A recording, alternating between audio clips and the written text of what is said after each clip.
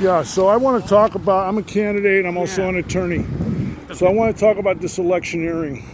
Right. The school does not have jurisdiction over the election place. No. You do. Right. So you cannot ban electioneering in the entire vicinity and force people out into Lincoln Avenue and get hit by cars they have the, to electioneer. They have the discretion outside of the room. So in other words, you don't see signs anymore. So this morning there were some signs in there. We had to remove them all up to the street. The same thing with campaigning. They can do it on the street, but not on their grounds because they say we're a bipartisan campus.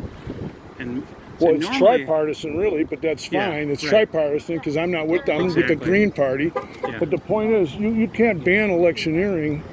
You can say within 400 feet of a polling place whatever you want, but first of all, you got to have a sign that says no electioneering past this point, so people know. Okay. Usually it's 100 feet. Okay, 100 feet. That door around the corner there. Okay, that's great. It's like when you have an election at let's say an old folks home on election day. Sure. They can make you put your signs out at the street and not campaign on their site, even though it's an election place. It's not like a village hall. Well, like at the Skokie Village Hall where we usually are. Yeah. You can go 100 feet away. Here, you can't. And well, I disagree with it. I think candidates have a right to speak to voters on election day, and I think even if you wanted to move it to the blue thing there, but you can't make people stand in Lincoln Avenue and endanger themselves and have cars crashing into each other. Well, they gave us the directive. When we were here setting up Friday, both of the campus people that are in charge of the campus, there's a lady named Jessie. Okay. And then her boss, I think she's like the vice. So they both came over and they told us what the ground rules are to have the election here. And one of them was no signs on here, and the other one was no electioneering or campaigning on the campus. With due respect, they don't understand constitutional rights in elections, and the county should know better. The clerk should know better. Than to let them do that, because it's not bipartisanship. There's a right to talk to voters. There's a right to engage in democracy and to talk to voters. So I've never seen this, and I've been doing stuff since Harold Washington. I've been doing stuff since Harold Washington, and I've never seen it where candidates can't speak to voters on election day. So they moved us. Normally it's at the village hall. Excuse me, are you in line? No, go ahead. Who's they? Normally, the early voting site is the village hall. And you said they moved us, so who is they? The clerk's office? We're not having it there this year because of the coronavirus. Because then people would be lined up inside, and they said, we're not doing that. So they moved us here. Now, a few of us, like this gentleman and me, we've been working at that site for the last 5-6 elections. So we're usually over there in a smaller room in the basement, and then they said we have to socially distance the machines.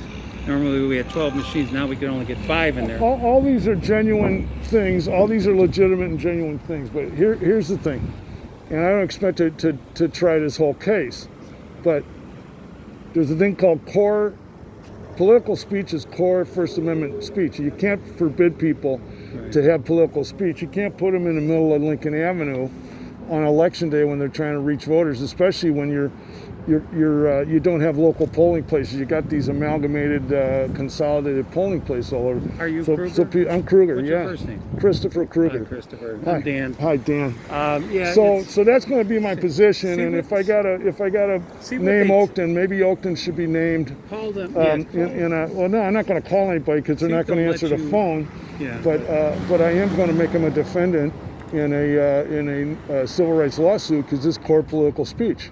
So, and then voters are telling me based on what this gentleman said, you're not supposed to be. No, that's not true. That's what Democratic is. There should be Democrats out here persuading people. There should be Republicans out here persuading people. There should be independents out here. That's why you don't see anyone else here, because that's infringing on the First Amendment. You know, so I got a beef about that, Dan. You know, I know you take orders from who you take orders, but it's core First Amendment activity to talk to voters on election day. So I'm aghast that Oakton wouldn't have someone a little more knowledgeable in First Amendment kind of concerns to do that. You got a little Irish in you? Not a bit. Oh, because I'm half Irish. I saw the green. I said, oh, okay. No, we're the Green Party. We're the Green Party. I see. No, Okay. my Scottish grandfather swore that there was not a drop of Irish blood in us, so he was rather proud of that. On my mom's side, I'm actually. half Irish. Yeah. No, we're bigoted Protestants. So, okay. Yeah, sorry about that.